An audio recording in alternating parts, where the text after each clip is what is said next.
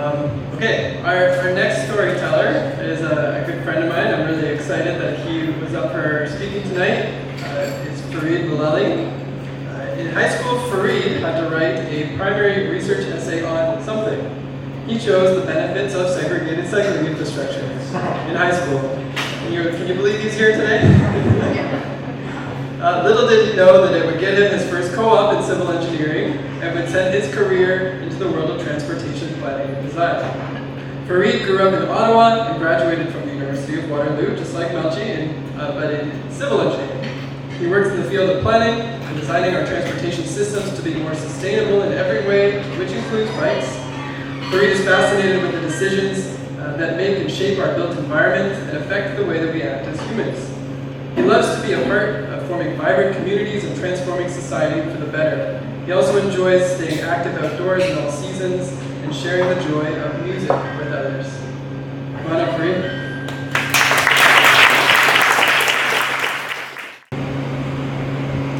So my intro sort of started off the conversation, but back in 2017, I had to, as part of my high school program, pick some sort of subject to do a research essay on. And it's not typical of most high school programs, but that's happened to be the one I did. I knew I wanted to do it in geography. I liked, maths, I guess.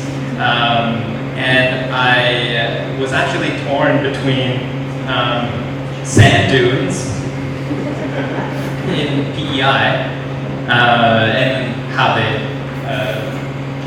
modeling them in some way, and how they move, or bike lanes. And I didn't know what about bike lanes I was going to do. I was like, it's an interesting thing. Because my travel plans were not finalized to go to PEI, I was like, okay, well, I better actually do something that I can do it in and make sure I can be at. So I decided to do it in bike lanes. So about bikes, I guess I saw at the time in high school bikes solving two issues that I saw that were quite prevalent. One is how sedentary our lifestyles are and how that leads to health problems. And the other being climate change and greenhouse gas emissions, the environment in general. And so it was just a very obvious answer to solving those two things to me in my head at the time. But I had to make it more, I had to define the scope and quantify it. So eventually I ended up with the research question, to what extent does bicycle commuting to Ottawa's downtown contribute to a cleaner environment and healthier population? Now, I had to quantify cleaner environment and healthier population. And anyways, I found this World Health Organization tool that can quantify it, but I had to find the data. So then I looked around for count data, and at the time there was the eco counter for the Laurier bike lanes that was relatively new at the time. I got it from Open Data directly, and so I had what I needed, except it's a primary research essay and I actually need to get a bit more data, so I need to survey people out on the street. So I did a pilot survey, and I stood out on a corner to make sure that the data, the small amount of data I had at the time before I go out and I do it a bunch, that's useful. And I sat there with a high-vis vest because I wanted to look official, and everyone came up to me and complained about, the city this, the city that, and I'm like, I'm a high school student, I'm just trying to collect some data here, and I'm like, okay, well, my questions were perfect, the data was good, I didn't make any changes there, I made a few changes with the order I was asking them, but I decided not to wear any high-vis visibility, so super casual, and it worked out a lot better. I had questions in front of me on a clipboard, and I stood out there on all these different times of day, different weather, and I interviewed over 200 people on bikes. Yeah.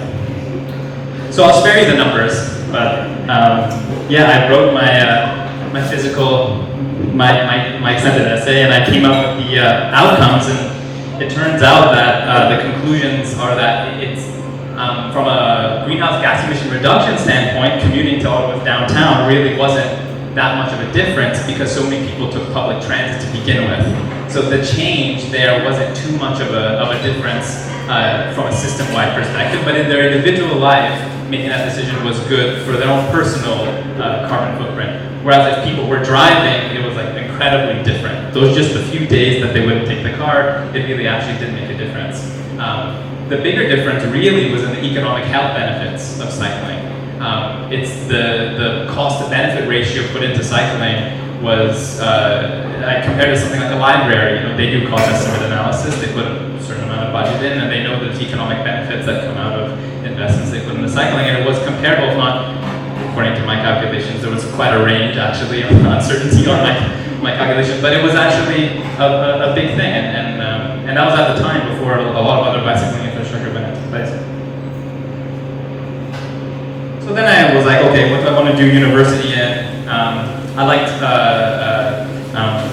geography, I could have gone into medicine. I was pondering a bunch of things, but at the end of the day, I decided to go into engineering because I wanted to just apply my skills that were about science and stuff. So I decided to go to University of Waterloo, do the co-op program there, and in civil engineering.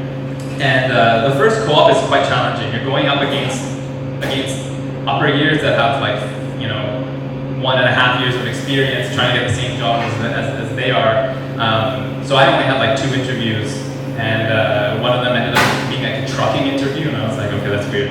I don't want to do that. And so the other one was an active transportation assistant for the city of Mississauga. And so I was like, okay, well, I hadn't actually printed off my extended essay up to that point. It was just PDF. And I was like, I'm going to print it and bring it into my interview, which was in person at the time. The interview was great, I found, but I didn't get offered. And I was like, okay, I didn't get offered. But the person who did get offered didn't take it. And I guess I must have been ranked something outside of that. So I got the job. It was with Matthew Sweet at the city of Mississauga. Some of you I'm sure know him. It was an amazing co-op, truly amazing. I got to do so many different things, ride e-bikes, discover new pathways, deal with bike parking, and do tactical urbanism, ride the ravine trails, and participate in group rides. It was just everything from the early planning stages to maintenance to talking in high schools. It was amazing, and so that really kicked it off. And I had 5 more co-ops after that. I went and I tried out working in the parliamentary precinct, actually right above our head in some of these buildings, doing building rehabilitation, and structural engineering was my academic strong suit. But I just kept coming back to transportation. I like the impact that I could have on people as opposed to dimensioning beams and stuff like that. So anyways, a bunch of things go by, and now I'm working as a transportation engineer, and I'm writing the story of my career. Really, I'm an early career professional. I worked for a few years, and I have my license, and I'm happy that I get to work all across Canada. I get to be a part of positive change in public transportation and biking, pushing the industry to try to feel the urgency of the things we're trying to address. But what got me thinking was why did I choose to do it on bike lanes in the first place? Why did I think of this as a subject to do my essay on back then? And I think back about my parents, my family, and how I got raised. My dad didn't own a car until he was in his 30s. My mom loved the outdoors. She would ride with me on her back, and I guess I had a natural instinct to try to walk around, to explore the bike paths around me, and I was interested in that. I saw the benefits of that. I guess I just wasn't as blind as some other people are when they're very focused on what the majority of people do. And then I wonder now how that still exists in me. I feel like that core motivation is still there. I see cycling as a big part of what I do from as a transportation professional, and on top of a bunch of other wider things that I've since learned through all my training. And now I have this training. I have a degree program. I have experience in all sorts of different positions. And I also have the tools, I have the ability to learn what it takes to build things, to have the ability to learn to better understand how things can be implemented strategically in the planning stages, and how things can be maintained and the public image. And so all these different things I feel like on the outside are there that have come over the years, but the core motivation hasn't really changed. It's still there, and it really comes from, I guess, my childhood. And so I wonder, I don't wonder, I feel like I'm quite at ease thinking that a lot of these things take generational change. We try to get it within our lifespan so we as individuals can see these change, but change is slow, and you need more people who, from a young age and growing up through different ages, just don't get a license, a driver's license, buy a car, and run into that world, but actually experience what it's like to be able to see the world differently, I guess. So, yes, that's my presentation. Thank you so much for giving my